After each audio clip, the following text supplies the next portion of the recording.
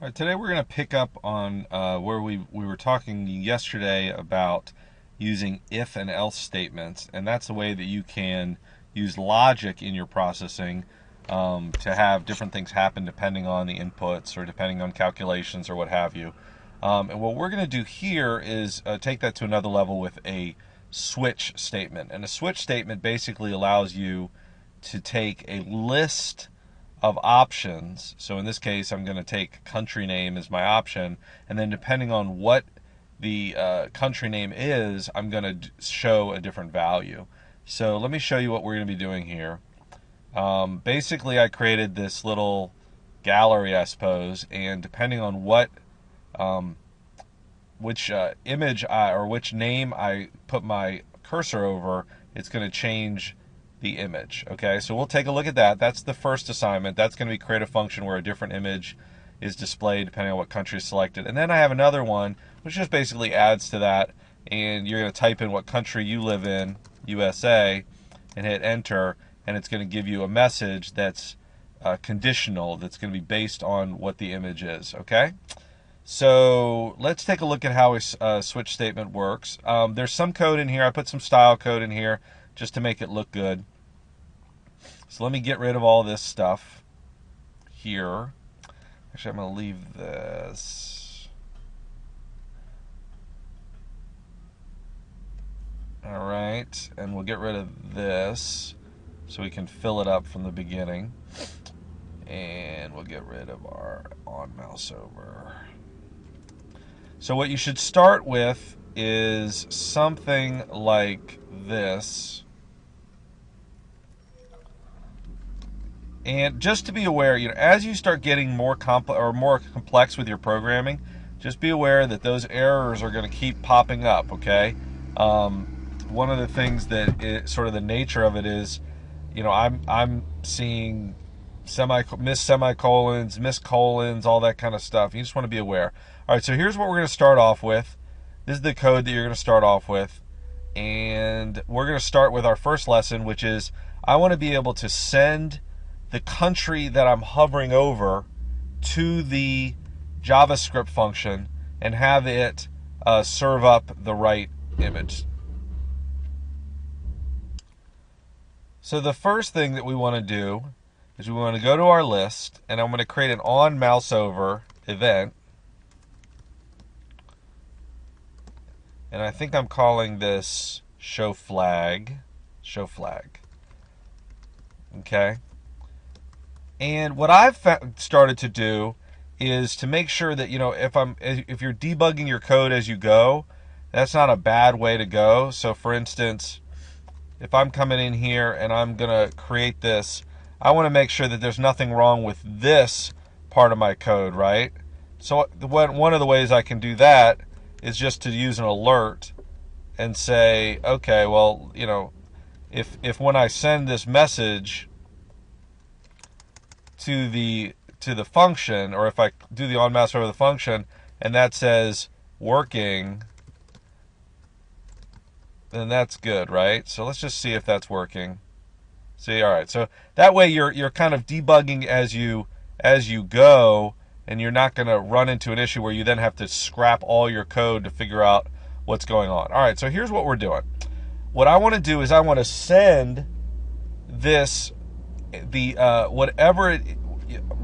what I want to do is I want to say I'm going to send this, which means the element that I'm sending, or the element that I do my mouse over now gets sent to the function. That's what this means. So if I type this on each of these, then what that's going to do is it's going to send the object, which is this element, to my function. And so what you're going to see here, I'm going to do up here on my function, is I'm going to grab that. I'm going to create a variable called country name. Oh, actually, I'm sorry. And so I'm going to put country, and then this is country name, and that will be country inner HTML. All right, so country is the parameter equals to this, but then I'm pulling out from that the country name by using my inner HTML property. All right, so this is from, this is an object. I'm sending an object. This whole element is an object, but then I'm pulling out whatever the inner HTML is, and that will be my variable that I want to use. All right, so let's see how that works. And again, this is how we can sort of test as we go. We'll do country name. All right, you see? So whatever I roll over, it has pulled that out. And so it's kind of, I got to avoid that on the way up.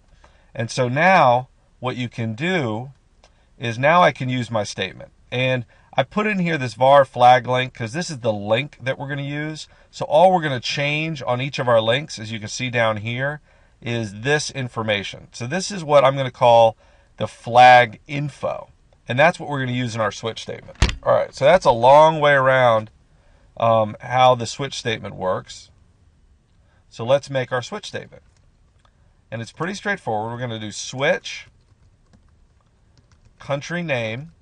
So that's going to be what gets sent in there. And then I create my curly brackets. Whoops.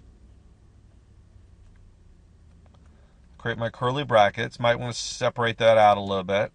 And then you do here, you do case, and then whatever the value is. So in this case, we're going to do case equals Afghanistan. And it's not equals. I said case equals. But it's case, then the actual name, Afghanistan, and then you just type in what you want to have happen. So in this case, we're going to do flag info, and it's going to make it an image like this. US flag, US large flag GIF. And I'm just going to tell you what those are. So it's going to be AF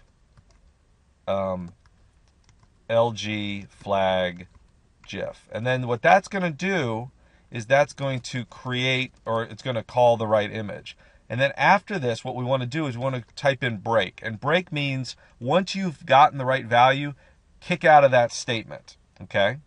So that's the switch statement. We're obviously going to put more values in there. But let me show you what we're going to do now. Now we're going to do a document get element by ID, and we're going to do this image flag down here, this ID flag down here, flag, and then we'll do the source. We're going to change the source to flag link,